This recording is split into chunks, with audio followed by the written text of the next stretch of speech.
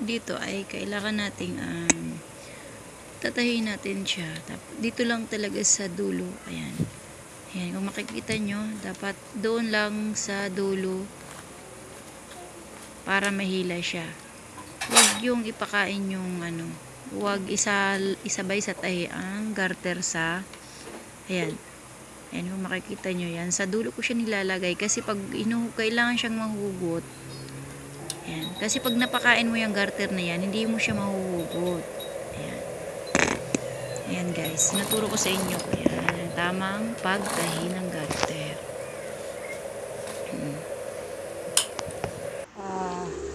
I-fold natin siya. Ayan, i-fold lang dito na hindi siya dapat hindi natin makain yung garter. Tapos dito maglagay tayo ng lock para hindi tumakbo yung garter. Ayan. So, ayan, mag-lock muna tayo. Ayan, lock natin dyan, then diretso natin. Then dito siya sa dulo banda. Ayan. Dapat dito lang tayo yan. Dito lang tayo sa dulo.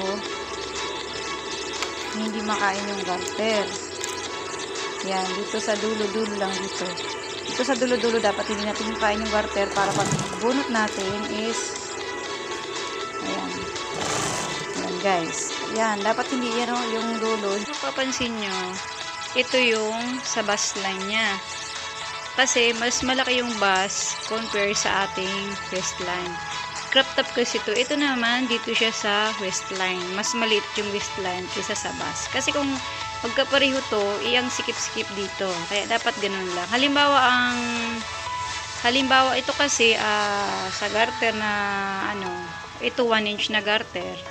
Tapos ito kasi ang sukat ng babae is 32.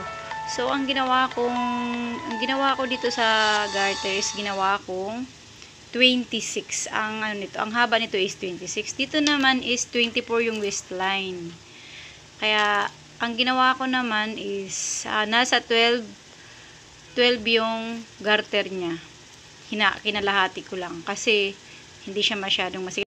Dito naman is magtatahi na tayo ng kanyang strap or idudugtong natin yung strap niya. Sukat pala guys ng strap is 12 talaga yung pero syempre para may allowance ginawa nating 13.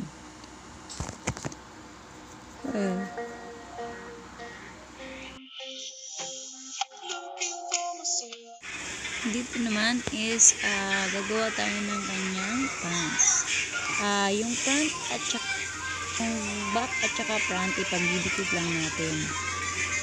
Pag yung magkapares na yan, ayan yung back and front. At tatahiin lang natin. Ayan kung makita nyo, ayan ang paglagay ng bulsa. Dito naman is pagtatapatin lang natin yung back and front. Then, unang-una nating tatahiin ay yung sa gilid, yung may lalagyan ng bulsa. Yun muna una-una nating idudugtong.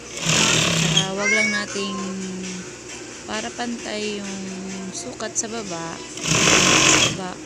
Wag lang nating hilahin. Ano lang siya lang or alalay lang ang pagtahi.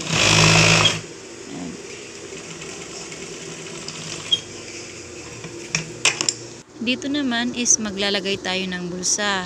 Ayan ang lagay ng bulsa. Bukahin muna natin yung lagay ng bulsa, then ayan, hindi pa natin dapat yung bulsa ayan. Ilagay tayo ng bulsa. Ang pa lang yan kabila. Tingnan nyo kung paano kami maglagay ng bulsa. Napakadali lang niya. Ayan. Ilalagay lang natin dyan. Yan sa gilid. Then, itahi lang natin siya dun sa yan. Para at saka kailangan din natin iwasang matahi yung sa loob or sa kabila para maayos yung pagkakabit ng bulsa. Ayan. Makikita nyo. Dito naman is pagtapatin lang natin yung kilid. Yung kilid po na yung Ay, naantok na ako. Ayan, bulsa yan, guys. Dinudugtong natin yung bulsa. Ayan, yan lang yan. Huwag nating patamaan. Siguraduhin natin huwag tamaan yung kabila para hindi masira. Para maayos yung bulsa niya. Dapat hindi matamaan yung kabila niya, guys. Dito lang.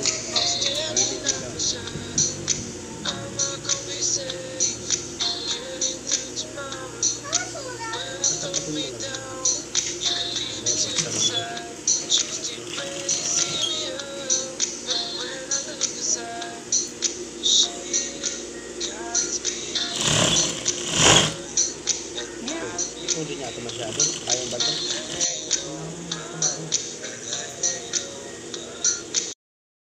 Dito naman, ayan, kung mapapansin nyo, ayan ang bulsa niya.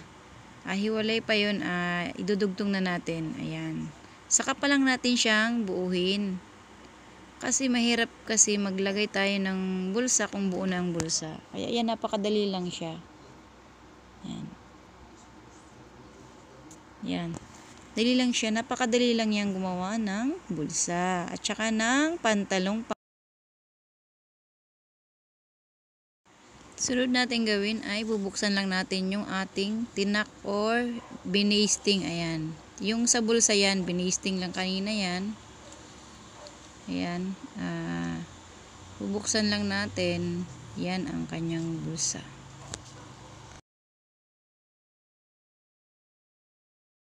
So yan ay lalagyan lang natin ng yung bulsa para mas lalo siyang tumibay. Yan. Paikutin lang natin yung pagtahi para mas lalong tumibay ang bulsa. Ayan, tapos na. May isa na naman akong sana meron din naman kayong bagong natutunan. Maraming salamat guys sa inyong panonood. Thank you. Sana wag mo niyo naman kalimutang mag-like at subscribe sa channel ko. Thank you.